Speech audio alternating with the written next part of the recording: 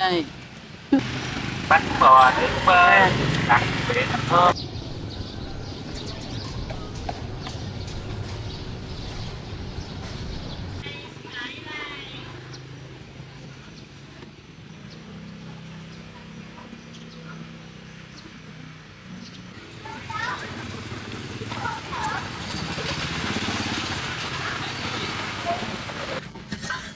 Đây.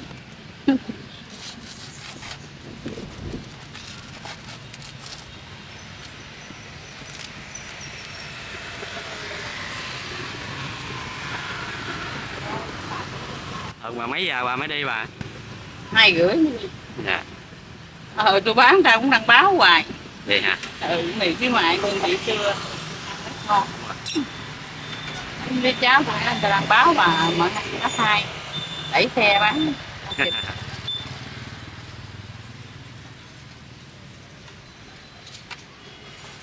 Ớt rồi hả chú? Dạ ớt luôn.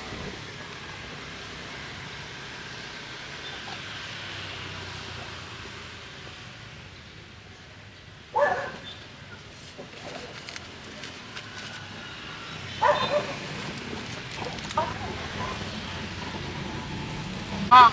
Dạ. Còn cho mấy đứa cháu thêm nữa. Vừa tập thể dục vừa có tiền nữa. Đúng rồi. Chủ yếu là tập thể dục đó chứ tôi giờ nghỉ được rồi. Bán 37 năm. Dạ. Cảm ơn chú hả? Dạ dạ.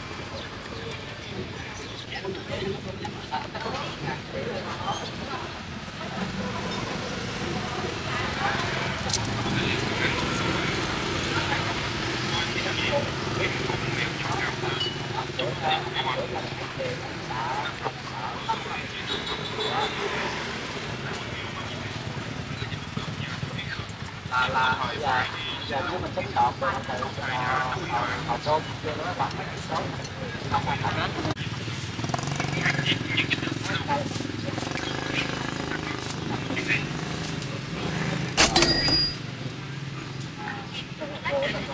Chắc chắn chúng tôi sẽ giúp cô Trúc hấp dẫn. Hôm nay có 5 ấn phẩm, sau này tôi sẽ hẹn cẩn trọng.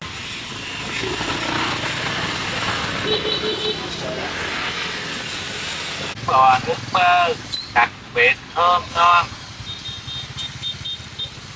Bánh bò nước bơ đặc biệt thơm ngon. Cái là làm khoảng bao lâu chị? Đây mình bỏ lửa lớn, lửa nhỏ, lửa lớn thì lấy bỏ vô lấy ra, còn lửa chặt ít thì mình hơi lâu lâu có 1 phút. Dạ. Bò nước bơ đặc biệt thơm ngon. Bánh bò nước bơ đặc biệt thơm ngon. Bán lâu chưa chị? Nước bơ. Dạ em bán bánh thì nó lâu rồi mà nhưng em lại đây bán thì được 2 tháng, còn em bán bánh này mấy chục năm rồi. Thâm niên dữ nha. Bán bánh mấy chục năm rồi. Còn em qua cái chợ này mới qua 2 tháng à. Mới lại đây 2 tháng à. Bò nước bơ đặc biệt thơm ngon. Bánh bò nước bơ đặc biệt thơm ngon. Bánh bò nước bơ đặc biệt thơm ngon. Bánh bò nước bơ đặc biệt thơm ngon.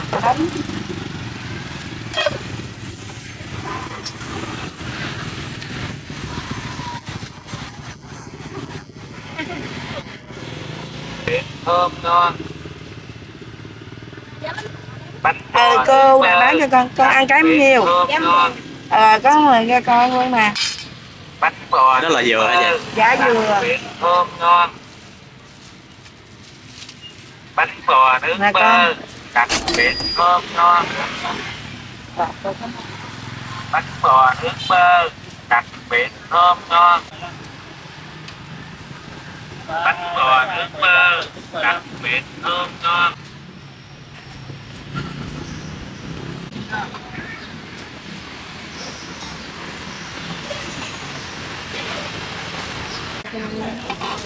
Năm năm.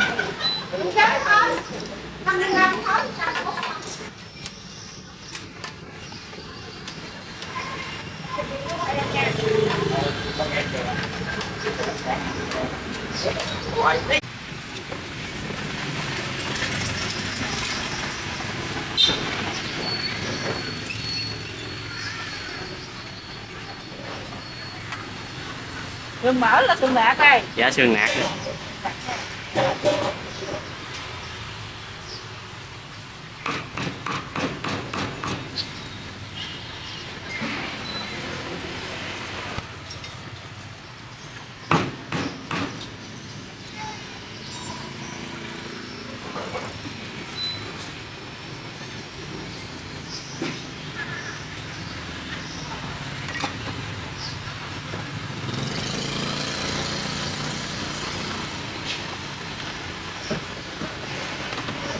Hỏi món hành đi con, hỏi mà. Hỏi má hành nha. Dạ. Ai không hỏi má hành nói ra lên. Dạ không? dạ. Rồi. Nãy giờ tôi để ớt gì đó cha. Không ớt không đi, không ớt. Chấm hộp sườn ha. Dạ. Có lẽ Không ớt, không ớt. không ớt luôn.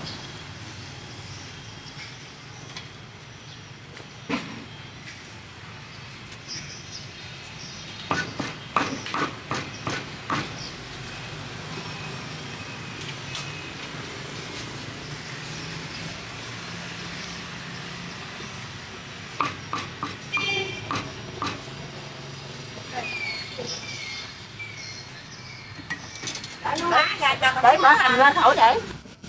Có hành không chú? Dạ không. Đây đây đây. Trời cái này khỏi khỏi quá luôn. Nét đẹp lao động mà. Dạ. Rồi, không chua chua luôn ha. Dạ, dạ. Rồi. Đẹp ơi. Lấy không không tám. Rồi, có không có muốn chưa? Không muốn chưa? Rồi.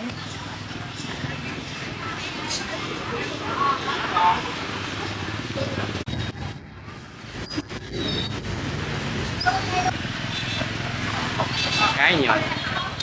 Cái 12.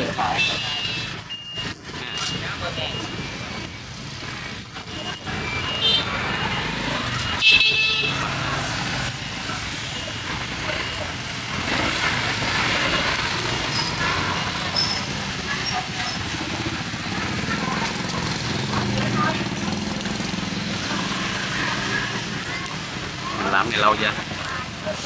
Lâu rồi.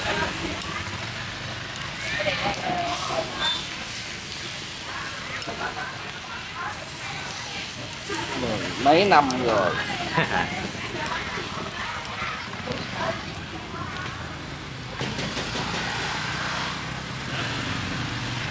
Ngày bán khoảng bao nhiêu cái à? Vài chục cái à.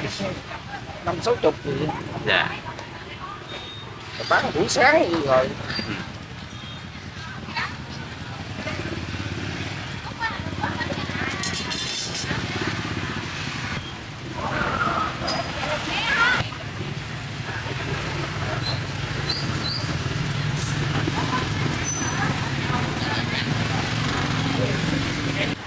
Hai ba phút thì tùy mình xài lửa. Tại thích cái này bán hơi chậm cái kéo lửa lại gai. Kêu kêu vậy ha. Cái lúc mà bán được thì bưng lửa nổi lẹ chút. Dạ.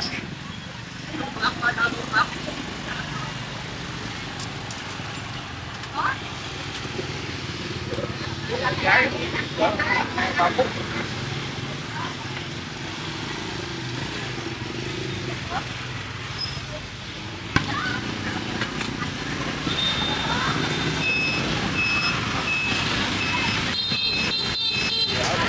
Xả hơi.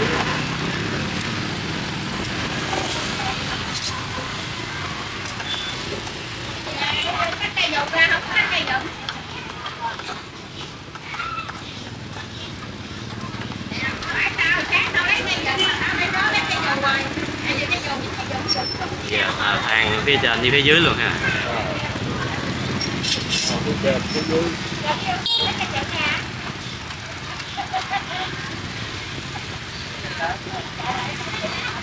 mình đổ cái này đó thì mình tùy theo mình xài lửa thì tùy theo cái lúc bắn Dạ.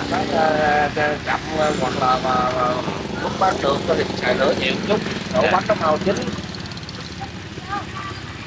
Lúc nào cần siết thì siết ha. Rồi để lâu dài thì mình cứ để lửa liu liu cho nó vừa tập. Dạ.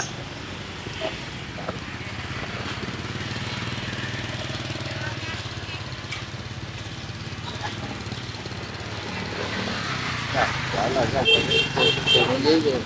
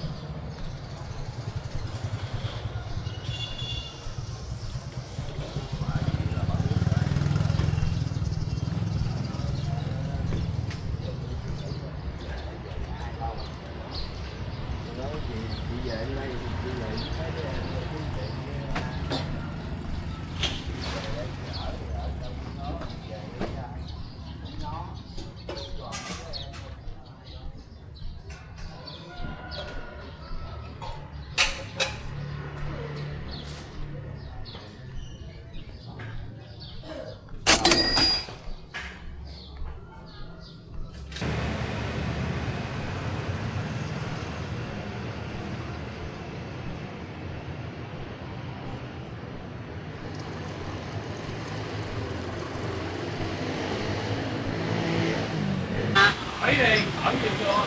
lấy thịt không à? Biết tương không? Cái chỗ rồi nè.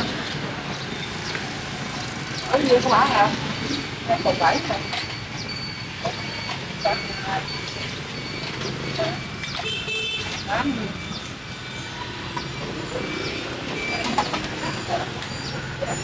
Nè có thuốc này nè. Ốc luôn phải không? Dạ thổi ớt nha con. Gọi không?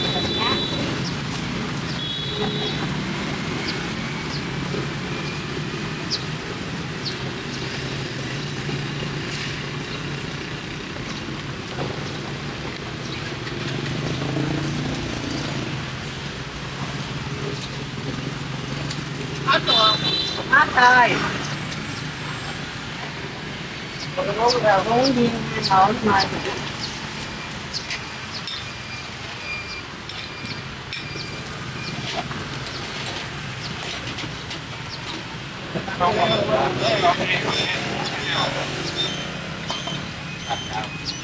Ai hỏi tiền hả? Ừ. Dạ là cái con của cô. 40. Dạ. Còn như cô lấy hết hả? Hết rồi. Dạ. Hết rồi. Để bữa sau ăn. Dạ. Để cho chú là mình rẻ này.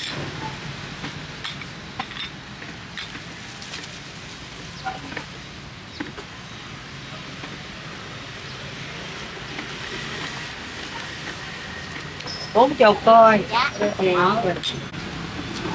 Hết luôn hả chú? Dạ có không? Hai hỏi mẹ lấy luôn luôn.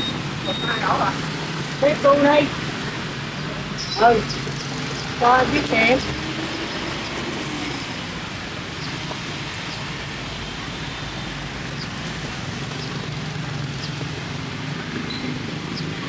Tám gì nhiều, Tám bốn.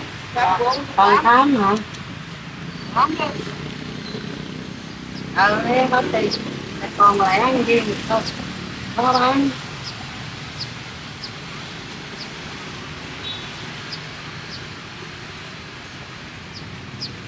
Má mươi bốn, bốn bị cãi mươi ăn.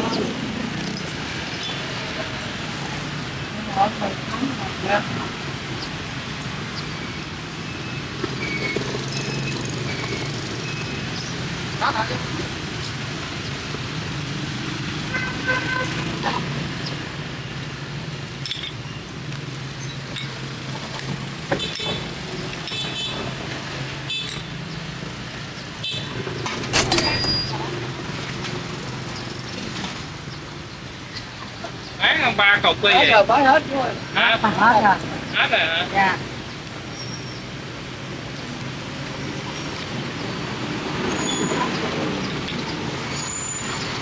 Có mua không? Giờ cho 2 vé đó. Rồi 6 vé. Rồi lấy 2 đi kìa. Có thì hả? Hết rồi cô ơi. Bây giờ ông 2 viên phải không? Rồi, cảm ơn. Rồi tính tiền ông lại. Ông lấy tiền. Rồi đưa tiền qua. Nhiêu tiền Lấy hả? tiền rồi hả? Cũng còn 2 ổ mì rồi tiếp rồi không 2 ổ không đi. Không. Nhiêu tiền 2 viên nhiêu vậy? 6. 16. Rồi hết. Đưa ông trả luôn. Đưa ông nhập cho luôn.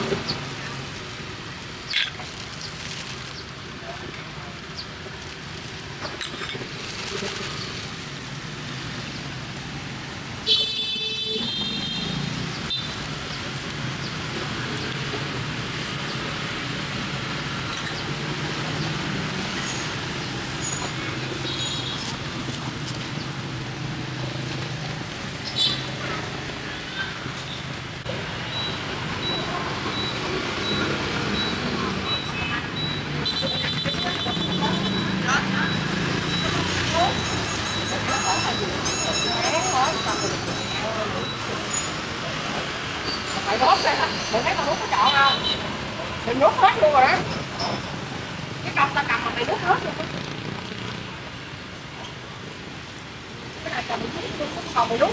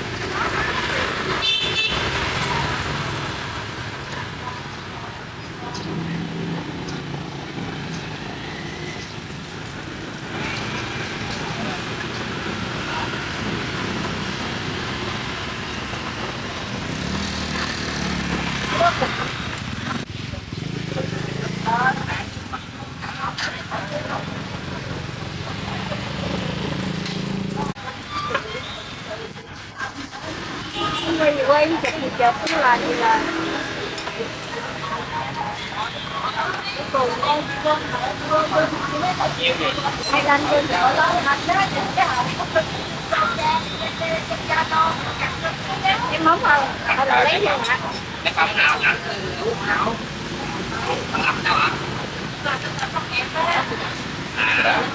gì đó Nhi ơi Nhi Ôi cái chậu có cái thêm mỏng. Em mắm ớt gì?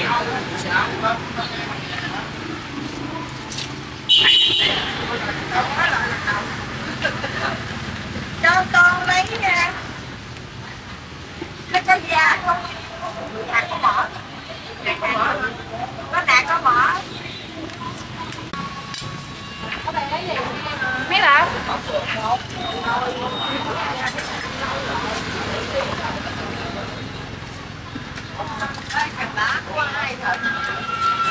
dạ hỏi ơi hỏi gì đó của ai hỏi ra lên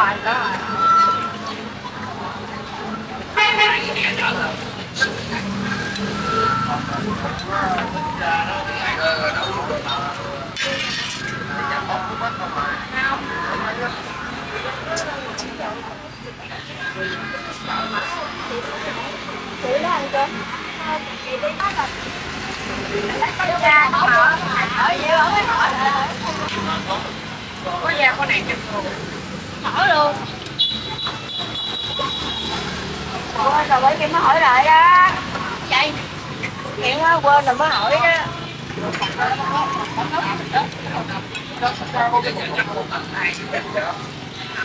chị hả vô một chị thì cái này lúc nào cũng đậm hết đó cái là chị nữa cũng hay vậy nhỏ con mấy đứa đi học nè 5 giờ được chứ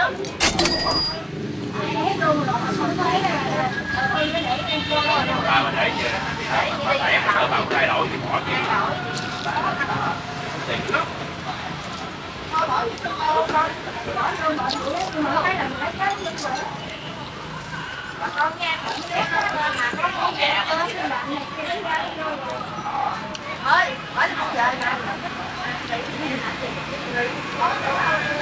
Rửa.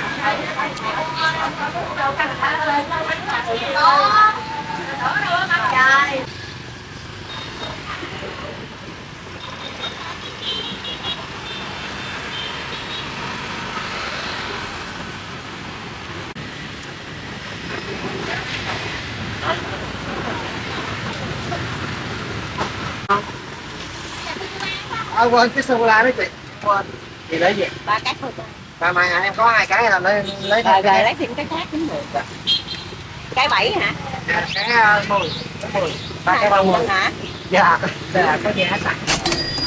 hồi chị 2 cái lấy cái còn tiền lại được rồi 2 cái cùng mai đó ha 2 cái mai. Bà mày em, bà mày đợi làm bánh mới luôn được không? Của mình một cái 10.000, 3 cái 30. Rồi, cảm ơn em. lấy thêm cái đi để cần Dạ, 2 cái nữa. đỡ lên tấm Dạ. Techcombank đã nhận 30.000 đồng. lấy ăn đây Mai một xô.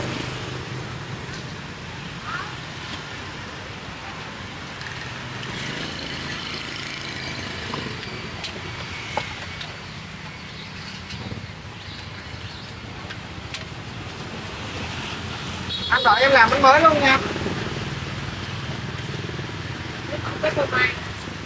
Dạ em nha.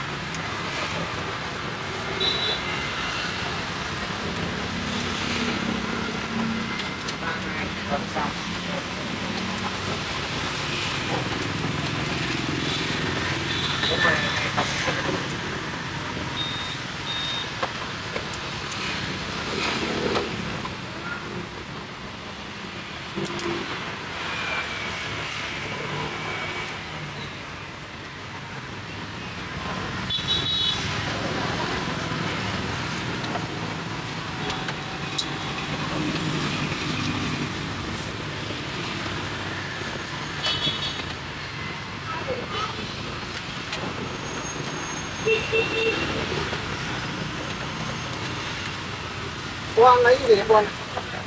Hai cái.